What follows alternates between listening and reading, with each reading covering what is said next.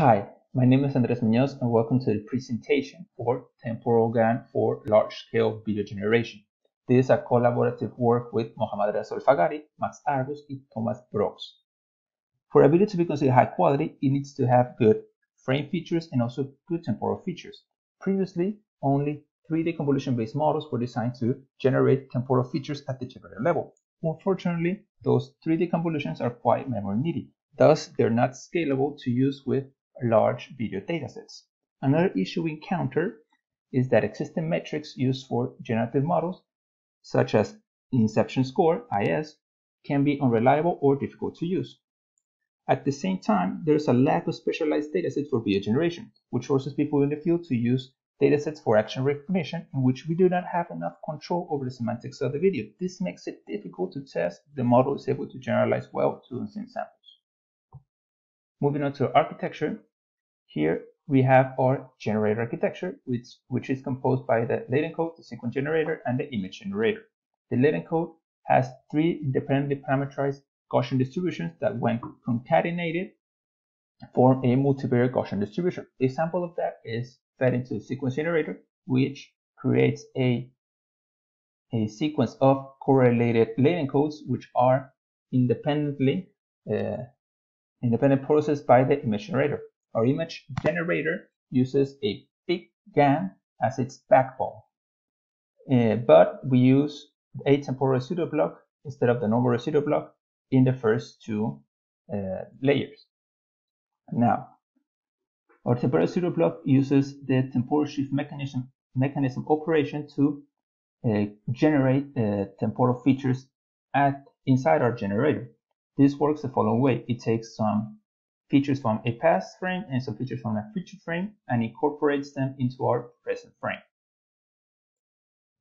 Our symmetric similarity score, S3, uses classifier generalization between real and synthetic samples to measure quality. Here we have our SER, a synthetic evaluator on real, which measures both the quality and the diversity of the samples, and the RES that only measures the quality of the samples. The SER has an exponential relationship to the S3 score because it encodes both things that are important for quality of samples, diversity and quality. And the RES, even though this one encodes quality already, it's needed because we need to know whether the performance of SER is driven by the quality or the diversity of the samples. Now, our newly introduced MyStory dataset, it includes 238 videos, which is small enough to allow for fast evaluation of new architectures and also big enough for those evaluations of the architectures to be accurate. Now, it also allows us to have control over the 3 semantics, which is shape, color, and motion, and also its balance, which means that for every shape we have all 4 motions, so we have all 4 colors. Now, moving to our quantitative evaluation, here we can see that our temporal shift big GAN scores quite high on the inception score, the IS. The only problem is that it scores even higher than the ground truth UCF 101 data, which is 34.4. Now, that's the first thing that tipped us off to IS not being reliable.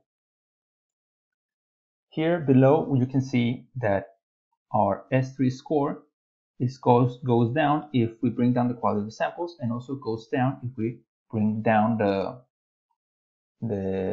diversity of the samples. And it goes up if we bring both up.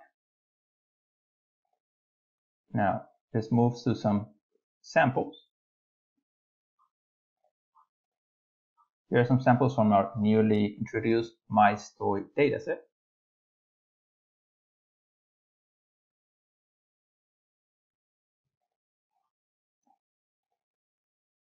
Here on the left, we have some samples generated from the Weisman dataset, and on the right, we have some samples generated from the Jester dataset.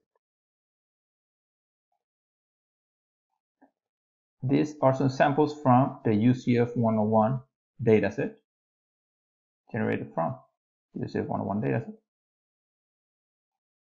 And these are some samples also generated from the UCF 101 dataset.